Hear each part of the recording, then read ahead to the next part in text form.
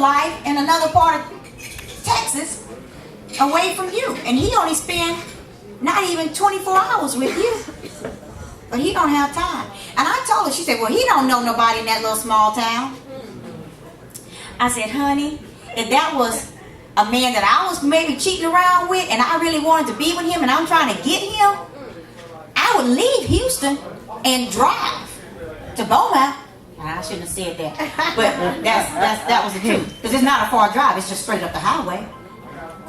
A woman who wants that man is going to get off of work at 5 o'clock and hit that highway and drive and spend the night and come back at 4 o'clock in the morning. If she want that man, and if that's your man and you not doing it, guess what? Somebody gonna do it. And what I thought was most interesting was, oh, we have the same sex drive. He don't really like sex that much, and I don't either. He's satisfied with just once a week. What was that comment?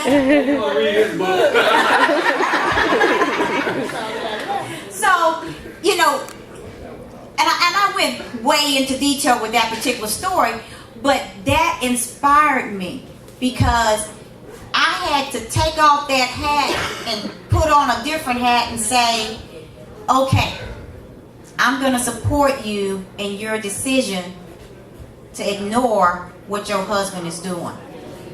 Now that's hard as a friend. That's very, very hard. But if that's your friend, I don't know what else to do. You try to be honest with them. You try to tell them the truth, right? You try to help them maybe to see. I mean, especially if they came to you asking you questions. So, but if that's their decision, then you try to be there for your friend and support them. But I thought about that situation for a long time because it hurt me bad. And I thought, you know what? There's a lot of women out there ignoring all the signs. One reason, there's several reasons in my book of why men cheat.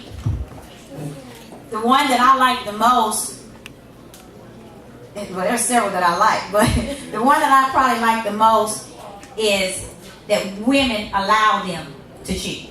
There we go. Some of that allowance is because we make a decision as women of what's important to us. I have a lady, a friend of mine, who's been married over 50 years. She's in her 70s. And when she turned 70, the day of her birthday, she looked at me and she said, Terry, I wish I had divorced my husband a long time ago. I've been married all these years. She had never worked a day in her life. And she said, you know what? I know a lot of the things that he was doing.